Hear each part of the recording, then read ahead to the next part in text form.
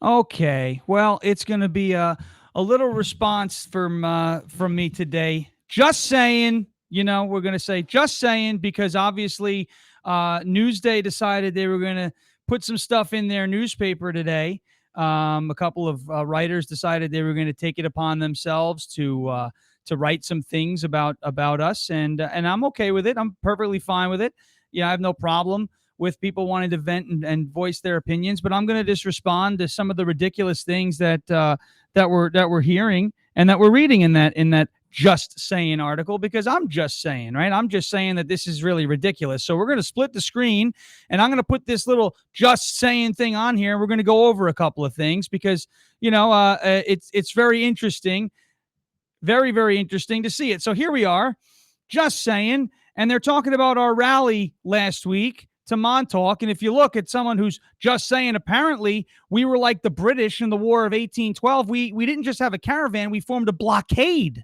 Okay, we formed a blockade that let an ambulance through without any issue, but a blockade nonetheless. A vexing Sunday car parade organized by the Long Island Loud Majority on October 17th was named the Save America Rally, and the route along Sunrise Highway started in Patchogue. That's wrong. It started in Seaford. We had a beautiful crowd that met us out in Patchogue, but that's wrong. It started in Seaford. So maybe the person who's just saying should just start saying things that are true instead of saying things that are completely out of their rear end. We can be friendly. This was just one of many parades that are a safety concern as they may hinder emergency vehicles. Well, we didn't hinder an emergency vehicle. We let it come right through as soon as we saw the flashing lights. So, and as far as it hindering a vehicle, we didn't get any complaints from first responders. You wouldn't know that. You didn't even ask me or any of us for a comment, but that's okay. We know that you're hell-bent on lying anyway. Anything to push the narrative, right, Barbara? Anything to push the narrative. These LILM leaders seem to be the same people encouraging parents to show up at school board meetings. Ooh, scary boogeyman, because the parents have had enough of critical race theory being jammed into down the throats of these kids. Right. But the scary boogeyman, the loud majority, is telling parents, hey, by the way, this is what's going on. And DEI is critical race theory. And we're proving it because we have the BOCES DEI training, which is led off by a critical race theory professor. So you go ahead and tell me how it's different when Alan Singer in Hofstra University is coming out there and he's giving the first presentation in the DEI trainings. I'll wait for you to tell me now how that's different, Barbara Caniglio of Smithtown, because we're not done yet. These leaders proclaim their personal freedoms are being taken away. This is my favorite part. These leaders proclaim their personal freedoms are being taken away. Where is my freedom? So it's all about you, nobody else. It's not about the rest of Long Island. It's not about emergency vehicles. Wait till you find out what it's about. Where's my freedom on my weekend off from work to travel out east for pumpkin picking with my family and not get stuck behind trucks waving obscenity-laced flags that my children read? So if your children hasn't heard of the F word yet, I would say maybe stop sheltering your child. I knew about that word since I was 2 years old because I went to football games and, I'm a Jet fan, so there's really no going to a Jet game without escaping that word. But, if the F word is your biggest concern, I don't know. What happened to free speech? Are you talking about freedom? Look, hey, if the president wasn't so bad at his job, we would have no reason to fly those flags. And I would wonder where you were, Barbara, when people were putting out songs, F Donald Trump and all of those different things. Where are your freedom? You were free to go to the pumpkin patch. You went to the pumpkin patch. I would assume maybe it took you a little longer. Not really sorry about that. You could have picked another week. You knew we were going out. The whole world did, because the whole world knows who we are now. But Barbara, when you talk about freedoms, and when you talk about where your freedoms are and you mock us for saying that our freedoms are being taken away, it's because they are. Where were you last year when small businesses were being strangled? When small businesses were being shut down, forced to close, and labeled non-essential? Where were you when our former governor, still a disgrace, presently a pervert, but our former governor decided that he was going to label businesses essential and non-essential when mob groups, real extremist groups, real domestic terrorist organizations were burning down buildings from coast to coast in this country? Where were you talking about freedom?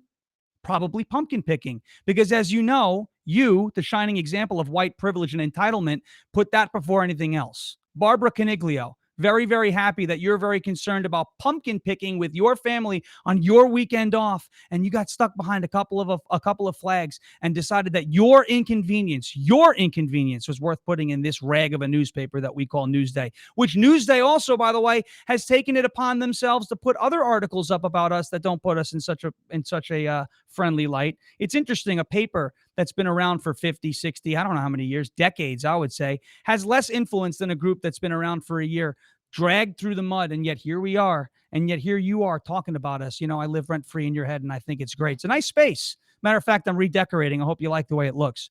Wouldn't it be wonderful, she says, the time and energy put into organizing and participating in these parades were spent handing out food in a soup kitchen or visiting our veteran heroes. Interesting. So we've done multiple collections for veterans, and we've actually done multiple food drives as well back when we started last year. And if you're interested, Barbara, this weekend we're going to be hosting a rally. This weekend is October 30th. We're going to be hosting a rally from Belmore to West Babylon on Montauk Highway. So now you know where we're going to be if you don't want to get caught in the rally with the profanity and the flags. Oh my goodness, it's going to cause PTSD.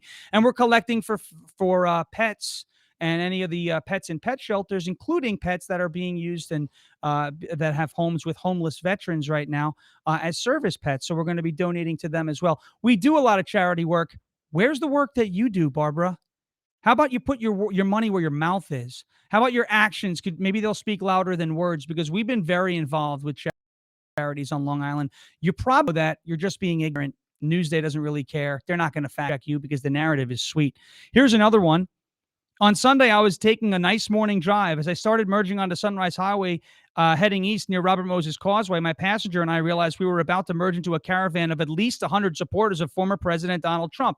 Yeah, your number was off by about 10, but that's okay. 10 figures, tenfold. We had about 1,000 down the road. It's all right. Don't worry about it. I don't take it personally.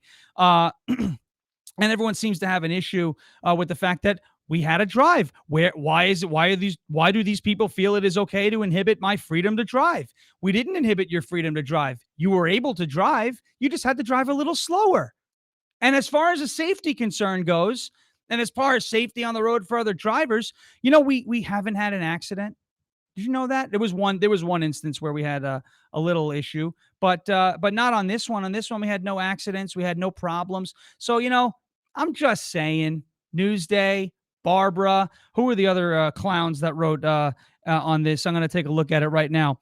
Ron from Brentwood, Joanne Talbot from Massapequa Park, Patty Burke from Massapequa. So Patty, Joanne, Ron, and Barbara, I'm very happy that you took the time to worry so much about what we were doing. I'm very happy that you took the time to write articles like that about a blockade, about the big scary boogeyman, Long Island Loud Majority, telling people to show up to school board meetings to protest critical racism training that they're teaching in the schools now. You wouldn't really care about that because you're probably a racist yourself. And when you look at it, the shining example of white privilege, the latte liberal who just wants to go pumpkin picking. It's a shame. I hope you were able to find the biggest and greatest pumpkin in the history of the world, a pumpkin bigger than, quite frankly, Rosie O'Donnell. And I hope it took you twice as long to get there and twice as long to get back. I'm not really sorry. We didn't hinder any emergency vehicles. We got in your head, and now I'm probably going to get in there again. I know you're probably going to get upset the fact that I talked so condescendingly about this trash that you wrote in Newsday. But if you didn't know by now, I really don't care. But I'm happy that you're watching us, and I hope you're enjoying the show. Patty and Barbara and Ron and Joanne, I love you. Thanks for the free publicity and the free coverage. If you're thinking about doing it again, I'm only a phone call away. I'd be happy to give you a quote. If not, well, I'm just saying, we'll be here. Thanks, guys. I'll see you at the polls November 2nd.